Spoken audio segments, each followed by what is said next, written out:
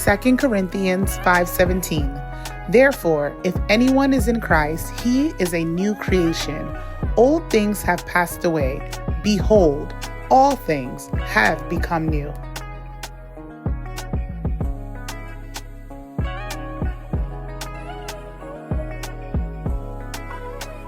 Hello everyone and welcome back.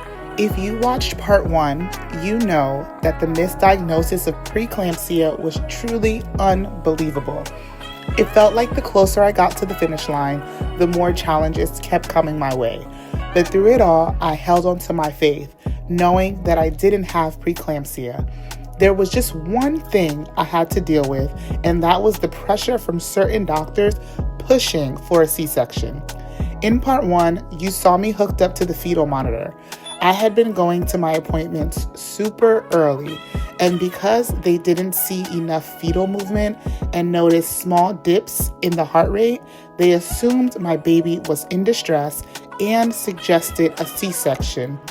That's when they sent me to the hospital, which I couldn't believe that. When I got there, I had high hopes everything would go smoothly. After several hours of monitoring in the labor and delivery room, the nurse was completely confused as to why I was even in there. She told me I could go home, which honestly felt like a huge relief. It was almost as if they were trying to push me towards a C-section, even though everything seemed fine. So I went home and everything was looking great. It turned out I was actually the perfect candidate for a natural birth. Now I was back to seeing my doctor once a week, feeling more confident than ever that I could still have the birth I was hoping for, while trusting in God that all will go according to His will. At this time, I'm 38 weeks. I haven't had contractions or anything.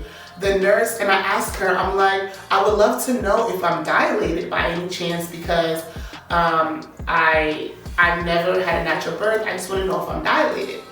So she's like, okay, after your appointment, I'll check you. This lady checks me. And literally, I went home, and that particular night, my husband's like, okay, you know, if you guys know my husband, he's a fisherman. He loves to fish. He does night fishing. And he knows when this baby comes, he's on straight daddy mode, like, you know, newborn stage. So he's trying to get it all out. So my husband goes fishing that night. So I start having like cramps, like menstrual cramps.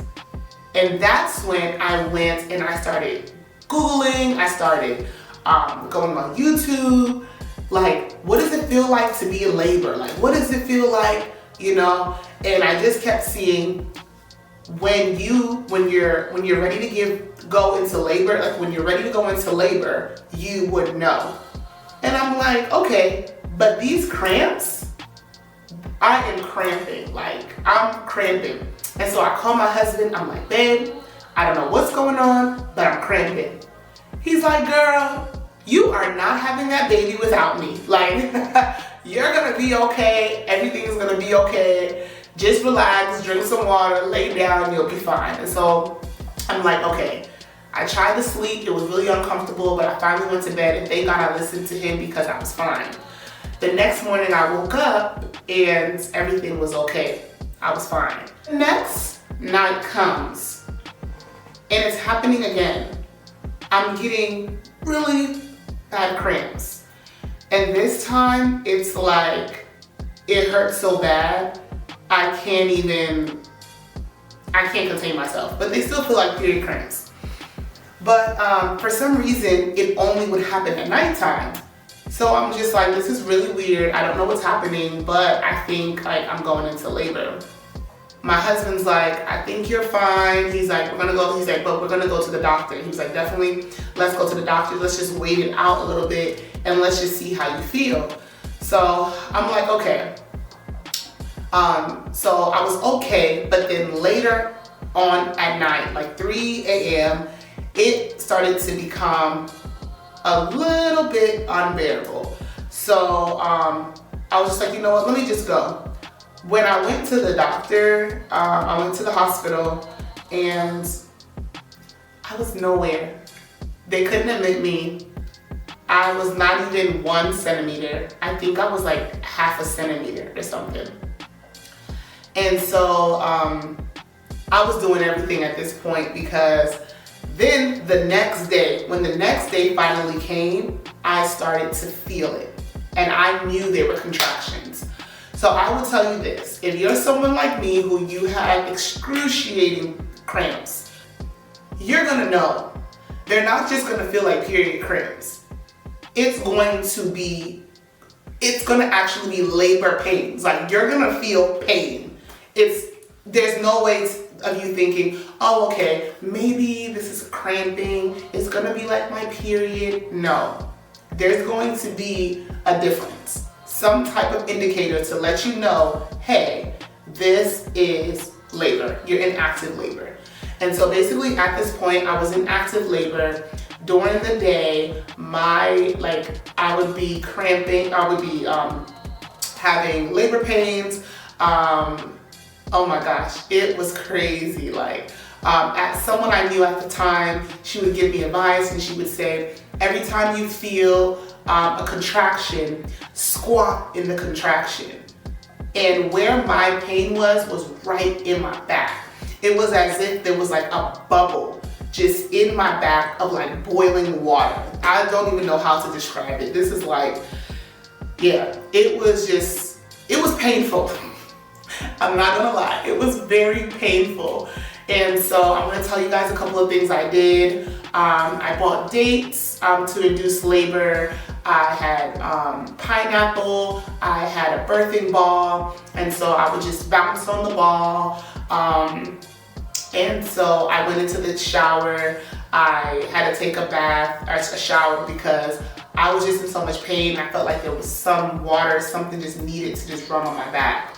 And so at this particular time, I told my husband, I said, you know what? I don't know what's gonna happen, so let me just go to the doctor. Let me just go to the hospital. Just to give you a backstory, at this particular time, remember, my first daughter was born during COVID.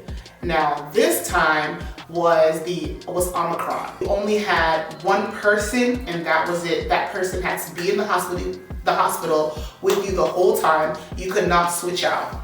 So we didn't have a babysitter or anything like that, but we did have my mom, and she was going to be watching Essence while we were at the hospital giving birth. So I kept going back and forth to the doctor. So this time around, my husband's like, you know what?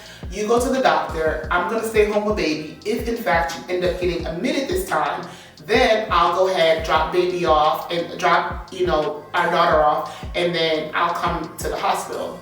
So I was like, okay. So at that time, someone that I knew dropped me off to the hospital. When we got there, because at this time, my pain level is like, on a scale of 1 to 10, you're talking like a good 6, a good 7. And so I'm like, I have to be dilated like 4. They need to admit me. Like, it was like, I could not breathe. Like, it would come in like waves. And then it would go. And I did download an app.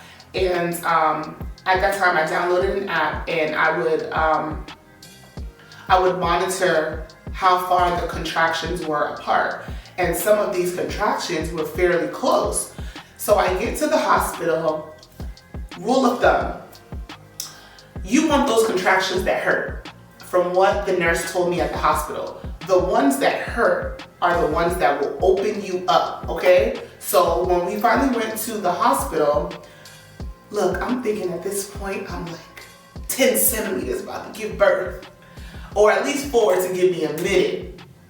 I get to the doctor, I get to the hospital, and they tell me I'm only 1.5. Lord, 1.5. I need to be at least 4 centimeters to be admitted. I almost cried. I said, I'm what? She's like, you're 1.5. I said, there's no way. The pain that I'm feeling, I have to be like at least 6 centimeters. There's no way. So as I'm there, of course, they have me connected to the monitors, you know, monitoring the baby's heart rate, monitoring me. You know, I'm just sitting there in the triage room and I have someone there with me. To tell you how excruciating the pain was, I went from a 1.5 to a 3.5 like this. You could say like 30 minutes, I think 30 minutes to an hour. So when they see that I was dilating fairly quickly at that point, they were like, there's no reason for you to go home because we know that you're gonna come right back. I called my husband and I told him what was going on so that way he could get everything together and, you know, take my daughter back to my mom's house and then also meet me at the hospital. They wanted to say that my husband couldn't come in because of the virus that was happening, and I told them, oh no, I know there's a virus happening, but my husband has to come in. Thank God for the nurses. This particular nurse, she's like, no, let her husband come in, it's okay. The person that just came was just here to drop her off at the hospital, and that's that. At this time, I have no epidural. I am in excruciating pain. My OB, my doctor, the one that is supposed to deliver this baby, finally, a natural birth. The man is not here. He traveled to a different country, and I told him, I said, make sure you're here when I give birth. He's like, I promise, I'm going to be here. The man was not here. So now, not only is this my first time with having a natural birth, my OB is not here, and I'm in excruciating pain. At this point, I'm asking for epidural. I am asking for epidural at this point in time. I'm like, where's the epidural? So like I told you, just so you can know the time frame, there's virus going on, and they have to give me a COVID test. So I'm sitting there waiting for the results to come back for this COVID test before they can even give me an epidural. And I have to have a mask on because they have not gotten the results back. So not only am I in pain, but I have this mask on and I'm so uncomfortable. Of course, my contractions were getting shorter and shorter at this time, and I was dilating fairly quickly. Finally, I was able to get the epidural, and when that time came, I was already like 7 centimeters. But I was in so much pain at this point, I technically should have stuck it out, but let me tell you, I was in so much pain, I was just looking for some type of relief. At this point, I had not slept in about 3 days. I had been in pain for about 3 days, and I just needed some type of relief. I was tired, I was hungry, I was everything.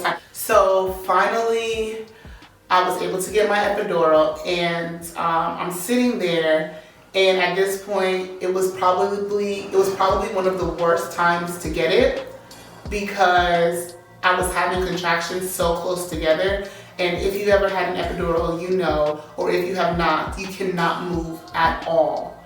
And so I'm sitting there, he's ready, and of course, bent over, and he's like, okay, I'm about to put the needle in, and I'm letting him know, like, no, not yet, contraction is coming. So finally, we were able to get the epidural, and I slept like a baby. I slept like a baby for hours. That was like the first time in like 3 to 4 days that I had finally was able to get some type of rest. And it was just crazy. Like before I had got the epidural, I could see why on TV shows, you have people just yelling at them, you know, give me my epidural. Like I can understand it. I could literally understand it. Was that me? No, but at a certain time, I almost cried, and I like begged the nurse, and I'm like, if you don't want to give me this epidural, just let me know, please. And so I can get my mind together that I'm not getting this epidural. Like, you know, I literally had to call on the Father, the Son, the Holy Spirit. I had to call on him because the pain level was, it was, at this particular time, I'm like, just give me a C-section. At this time, I'm like, look, just take the baby out. Just take her out. But I knew the prayers that I did. I knew the trusting in God, I knew the trials that we went through with this diagnosis and how God saw me through. And I'm like, you know what? We're going to see this thing to the end. And so finally, as I'm sleeping through the night, the doctor, not my OB, but the OB that was on call, in place of my doctor, he comes in and he's like, you gotta have a C-section. I need you to sign this form. The the heart rate just went down. And at this point, that's why it's so crucial that you have someone with you that really cares for you, truly loves you, because at this particular time, the fight that was in me, going through this for 3 days, 4 days, finally being able to get some rest. I look at my husband, and then he was my advocator, and he was able to speak for me, and he was able to put life back inside of me to tell me, this is what you wanted. You worked so hard for it. You did this yourself by the help of God. You prayed. You trusted in God for this. And now someone is coming in to tell you that you have to have a C-section because the baby's heart rate went down. You have a choice. He said, let's see this through and let's see what the Lord will do. And that's literally all I needed. And I told him, I said, no, I'm not going to sign the papers and I'm not going to have a C-section. So the nurse that was taking care of me, she, had a peanut ball in between my legs, and she would just turn me over every hour or so, 30 minutes or so, because at this point I had an epidural, so I can't feel my legs or anything. I'm numb. And so she would just turn me over just to make sure that the baby's moving, the heart rate is not going down, and everything is fine. And so that was overnight. So she left at 7 a.m. At 7 a.m. from 7 p.m., another nurse came in, and she was heavenly sent. She was an older lady. She was a Black lady, and the Lord really sent her to advocate for me.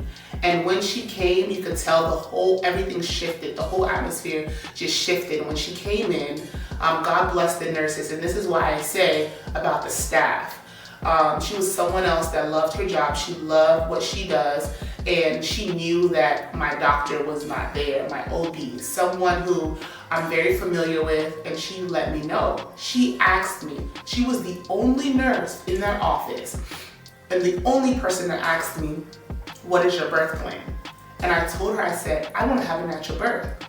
She said, honey, if you want to have a natural birth, I'm going to make sure you have a natural birth. As long as everything is okay and the baby's doing fine, I'm going to make sure that you have a natural birth.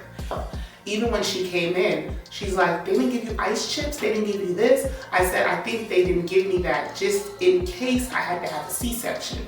She's like, honey, you could have had ice chips.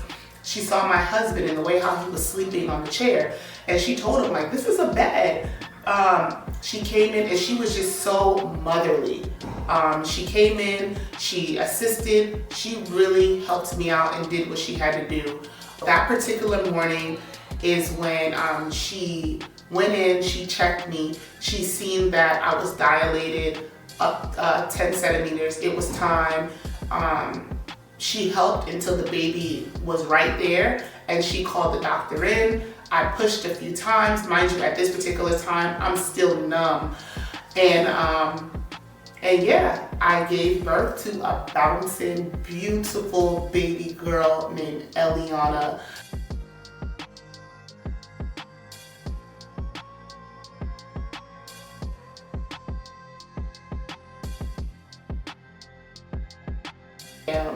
And that was the most amazing and surreal moment. And I just bless God that He allowed me to experience that particular side of motherhood. And I wouldn't have traded it for anything. Yes, it was painful physically, but I can say that I went through it and God saw me through. The nurse that I told you about, who that I just loved, and she loved her job. Can you believe I got a knock on the door and it was her. And it was crazy because it was as if this nurse was an angel.